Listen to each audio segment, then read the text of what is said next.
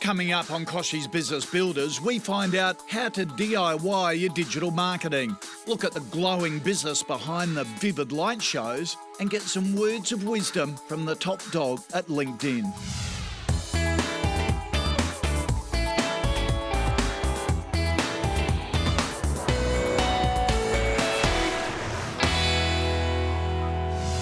Whether you're an established business just starting up or have a great idea you want to get off the ground, we've got something for you in today's episode.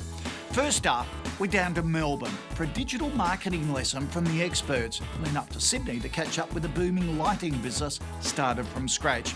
We'll also drop into LinkedIn for some branding tips, and a bit later I'll field one of your questions. But first, let's kick it off with news you can use.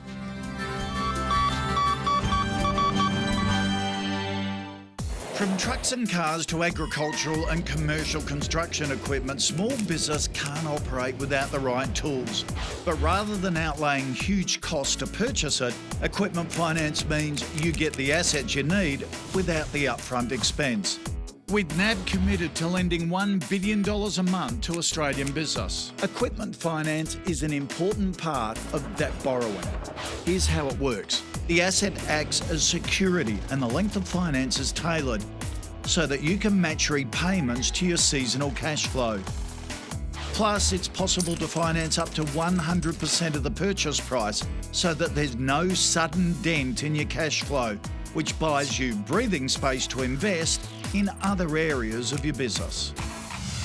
Children's entertainment group The Micmacs are running a great business, writing and performing songs for kids at schools, festivals and family events.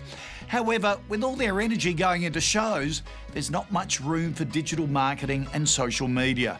So to get their online strategy back on track, we sent in KBB Digital's Dave Chaffee. All right, gents, the Micmacs is a great story. Tell me how you got started. We got started in a caravan park at Port Fairy, sitting around the caravan one summer. We wrote a kids song, shared it with the kids in the neighbouring caravans, and it was magnificent. And 6 months later, we'd written 10 songs. We thought we have to do something with this. It's just too good not to. So we got up the courage to put together a stage show, and the results were phenomenal. And the feedback we got was brilliant, and it gave us plenty of confidence to push it further. The Micmacs is 4 brothers, is that right? Yeah, 4 brothers, yeah. We all grew up on a farm in Western Victoria. Mum and Dad are still back there working the farm. And look, we draw a lot of inspiration for our song ideas from the farm. And a lot of the song ideas come from our own children. I think we come from questions that they might ask. Excellent. And so, how's it going? Fantastic. We're having a lot of fun. At the moment, we have taken a lot of inquiries. We also have just finished a tour of Melbourne and the suburbs, and we had a great response from people coming out and seeing us there. What have you tried at the moment to try to get the message out there, and how's it going? Yeah, well, social media was our number one place to go to. For our audience, who is, children between 6 months to 8 years, but also mums and dads, I mean, that's effectively who we're performing for as well, we sort of had to identify where are those people spending their time. And look, we started with a few photos, some videos from some of our shows, and just allowing people to, I guess, spread the word for us, organically. So. Yeah. OK, so I think you guys have got a fantastic product. I think we put that in front of any child between 3 and 7 years old, and they're going to love it. When we look at businesses like yours from a digital marketing point of view, we look at it with 4 sorts of levels. We often say, how do I get more visibility? How do we get you in front of more eyeballs? And then once we've done that, how do we get people more interested? So how do we get those people to actually click through to your website? Yeah. Once we've got them on the website, how do we get them to engage more? And we don't underplay this one. The longer someone spends on your website, the more likely they are to purchase or to go ahead. And then how do we get them to commit? So for me, I think you've got the engagement and commitment down pat. I think once we get people to your website or engage with your social media, they're home and hose. Yeah. So it's just about visibility and interest for me. And that's what we really want to hone in on here. After the break, Dave shares his tips for free digital marketing. You won't believe how easy it can be.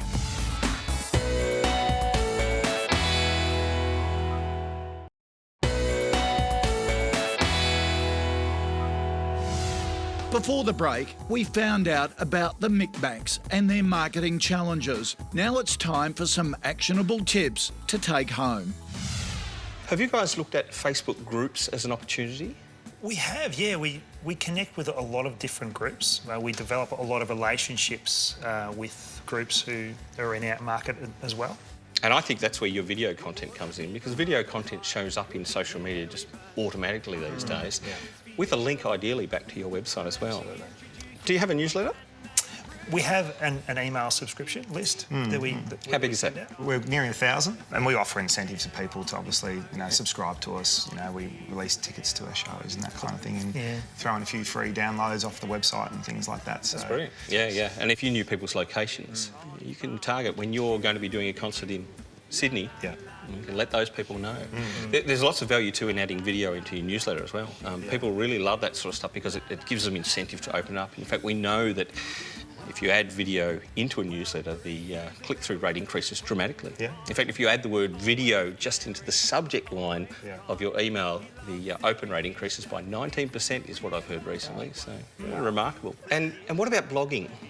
We blog regularly. We're not getting a lot of interaction with that, as I don't think we're putting it out there in the correct manner. So some advice on that would be very, very welcome. Yeah, absolutely. I think you've got great opportunity with blogging. When it's done well, we blog about a topic. So in your case, it might be an event. This is where you'll get your traction. If you blog about an event, an upcoming event, you make sure that you've got a lot of the keywords about the event in the title, in the description. You put some video on there, which makes it, really interactive about work that you're currently doing. You'll get a very good chance of actually showing up in the search rankings when people search for that event. And that's where you get real traction. When people type in the local show that's coming up and the Micmacs comes up at number 2 underneath the actual show itself, you can get some great value there. And likewise, you can also post onto social media to bring people back to that blog and then lead them onto the videos and the likes. And that's what we're trying to do here. We're trying to bring people back so they meet you, spend a little bit of time with you, and then it will just all roll from there, because you've got some great content. And I think where you could get some real value here is using it across multiple channels. And people who are doing really well in social circles are the ones that go to an effort to create some great content, but then push it out through as many different channels with as many sort of side stories as they can. I think you've got a great opportunity here. Well, thanks guys for coming in. David, thank you very, very much. Some great advice there from Dave, who talks about the importance of, number one, getting all content across all channels. Secondly, using videos in newsletters. And thirdly, blogging. And the beauty of it is anyone can do it themselves today. So get cracking. Well, now it's time for our elevator pitch, where our expert panel reviews 1-minute business pitches from you guys at home. Let's see who's got the great idea this week.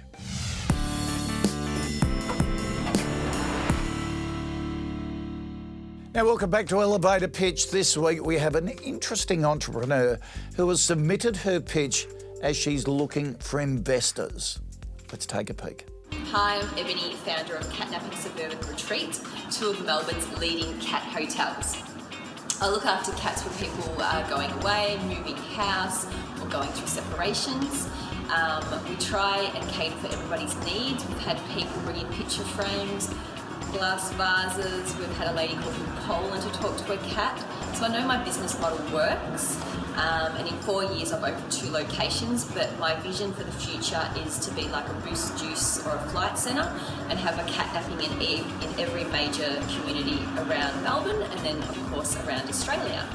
But I'm self-funded. I opened this business by myself, so I would love an investor to come on board. I don't have to be cat crazy, but it kind of helps in this environment. Ebony, what a great idea. I've got to declare, cats aren't my favourite animal, I've got to say, so I'll declare that right up front. I'll take the bias away from your pitch, but what a good idea. Michael, appealing? Look, I like animals, but I'm a dog person more than a cat person, but although... Come on, just the numbers, Michael, that's all we're interested in. The numbers, Will that's it right. make money? I love cats if it makes money. That's right. Look, scalability-wise, will be interesting to see how scalable this business could be. It does solve a problem, right? Yeah. But it's about, at the end of the day, how much revenue or profits can it bring in. But she's proven it. She's got 2 premises already, so she's got proof of concept there, I suppose. Yes.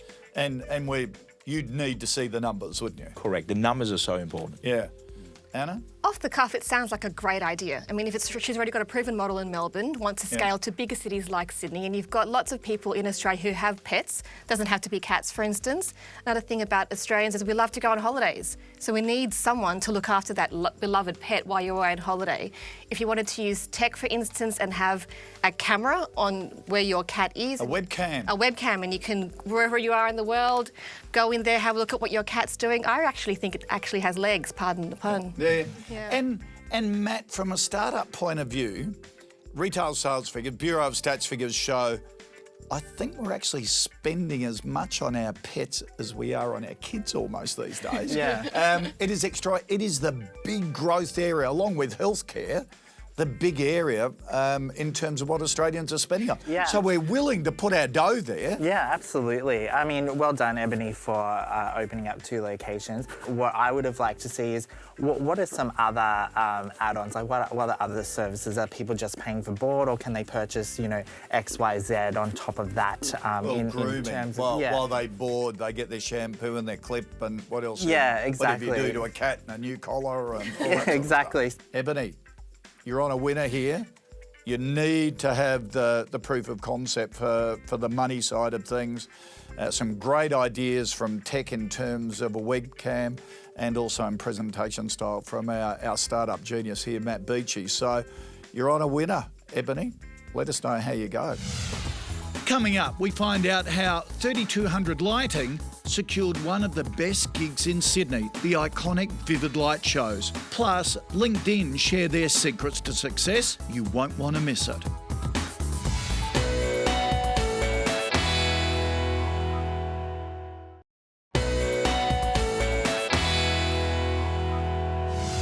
.3200 Lighting is a Sydney-based business that's been doing lighting, sound and audio-visual production for almost 30 years. They've secured great contracts with Vivid Light shows and national noodle markets and struck a strong partnership with Intel, all without advertising.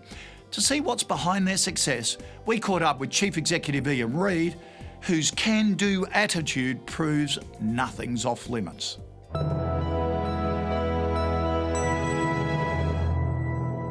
So Ian, you broke away from the TV stations about 30 years ago now to go it alone. How did 3200 Lighting get started? I returned from London after working there for 18 months in the events industry, in the fledgling events industry. Came back here in about 88. Realised there was a gap in the market. There was no one actually doing it properly here, and basically started the whole events industry, as you come to know now. And what's the growth look like over that period? Oh, with any business, first 3 years just incredibly hard slog, and then the next 3 years was hard slog, and the years after that was hard slog. To actually just keep working at it, and it does actually grow, and you turn around in 10 years and go, oh. At what stage did you know that the business was sustainable? I always had a dream it was sustainable, and I wasn't going to let it not be sustainable. And I think that's kind of it with a small business. You go in with a dream, and you chase it as hard as you can. Did you have any business experience coming into 3200 Lighting? Not per se, no. So it was a giant learning curve, but that's all part of it, really, isn't it? And what were some of those big lessons in the early days? Just managing cash flow. I think that's the hardest part in this sort of industry anyway. Managing clients' expectations and the financial side of it. It's quite difficult for a lighting guy. So you've got a really great creative arm, but the business obviously depends highly on those technical executions. How do those two areas of the business integrate? It's pretty much learn as you go. And the technical skills, we all have a great grounding in the technicals, but the technology is changing so fast. We've had to teach ourselves how to keep up with it. It's always updating, always updating. Because a lot of businesses really struggle with that sort of creative and innovative process. How do you make sure that your team is constantly pushing the boundaries? We come up with the great ideas and we can take a creative brief from our clients and actually exceed their expectations by our crazy, wacky ideas, I suppose. Now, you've had some big contracts, Sydney Harbour Bridge, Vivid Festival, noodle markets right around Australia. Yep. How did you land those big contracts? I don't know. We don't advertise. It's straight word of mouth pretty much for our company. A little bit of social media. People realise that we can actually deliver this size event and we can provide an economical, on-budget solution. And how do you approach pricing here? Very carefully. So we sneak up behind it so it doesn't run away. We work out our fixed costs, what we need to do. Basically, it's got to fit in with what the market will take as well. So 30 years, you've had a pretty long journey here. What are some of your proudest achievements? The whole Vivid experience with Destinations New South Wales. Since pretty much the beginning, all the way through to where it is now, it's Christmas for me. It's absolutely, wow, this is great. I don't know about you, but I enjoy getting up and going to work in the mornings. So you're still very much hands-on here? Yeah, very much, yeah. Still got the cuts and saws, but yeah. And I wouldn't have it any other way. Now, Ian, one of your standout projects in recent times has been mapping and lighting Sydney Harbour itself. What's the tech behind that? Okay, so we work closely with Intel using the Galileo board, which is a designer board. So what we've done is we've adapted that with a daughter board to change it to a GPS signal and signal processing to actually drive the colours of the boats. And who are some of your most valuable partners at the moment? We love working with Destinations New South Wales with the whole Vivid and other projects. Intel are great supporters, we love those guys. They're great supporters of the creative industries, allowing them the space and the resources to actually produce some fantastic artworks. How do you ensure those guys keep coming back to you? Loyalty, by delivering a consistently high quality service. There are a lot of other lighting companies, but we're very one-off individual. We'll do the crazy jobs that no one else will touch. We're the canaries in the coal mine. Is that the key to staying ahead of the pack, constantly looking to push the boundaries? Yeah, you have to. Have to always lead, never follow. Now, what's the future hold for 3200 lighting? The sky's the limit, I say. I'd like to do bigger, better, and as the technology's improving, we'd like to take that to the next creative level. Well, it's a terrific business story you've got here. Thanks a lot for sharing it with us. Anytime. What a great business story, and a chipper business person too. As Ian explained there, he's kept 3200 growing by constantly pushing the innovation barriers, leading, not following, and putting a big focus on continual learning. Some solid tips for us all to take home. Next up, tech guru Val Quinn is back with his latest insights, and I answer one of your questions in Ask Kochie. But now, it's Lessons from Legends with LinkedIn.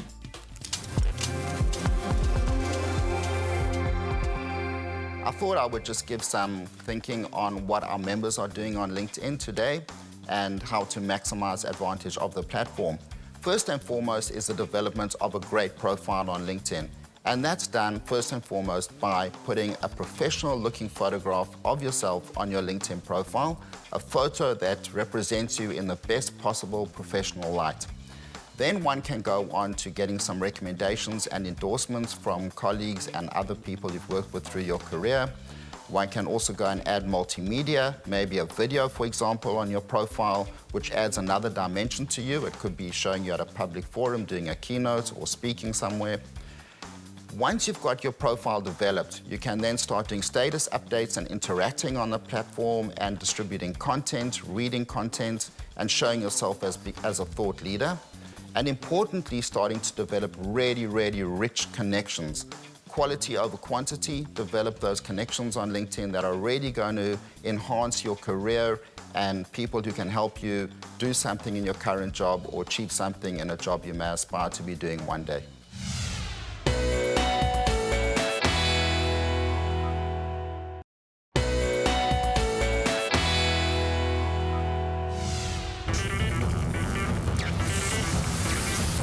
It's Tech Tip time with Val Quinn. According to the study of over 300 executives, email newsletters rank highly as sources of information, beating out websites and blogs and matching print media for importance. A monthly or weekly newsletter was the preferred frequency, and how-to and product information the top content areas requested. While Facebook boasts over 1 billion active users per month and Twitter claims to have 255 million, research suggests the total number of worldwide email accounts was 3.9 billion in 2013 and projected to be 4.9 billion by 2017. To put this into perspective for you, there are 3 times more email accounts than there are Facebook and Twitter accounts combined. Opening rates for email marketing messages are generally in the 20 to 30% range, meaning your message is 5 times more likely to be seen through email than Facebook. So where do I start with my email newsletters? Well, there's some great platforms like MailChimp and Campaign Monitor, and they have templates and tutorials to help you get set up and guide you through it.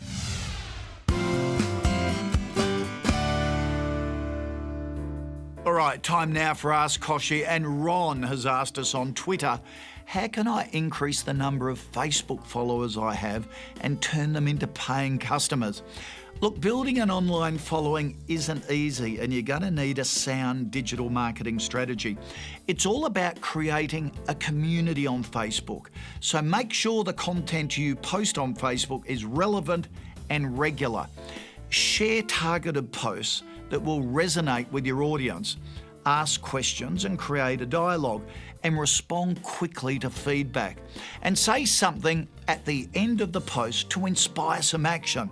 It can also help to spend a bit of money to reach a wider targeted audience and hold competitions or one-off specials to grow your fan base. Now, it's also possible to set up a Facebook storefront with apps such as the Facebook Fan Page Toolkit, allowing you to set up your own Facebook shop without any knowledge of coding necessary. Now, you can head to KBB Digital for help with your online strategy and check out their website health check tool for a free report on how your site is placed digitally. Good luck.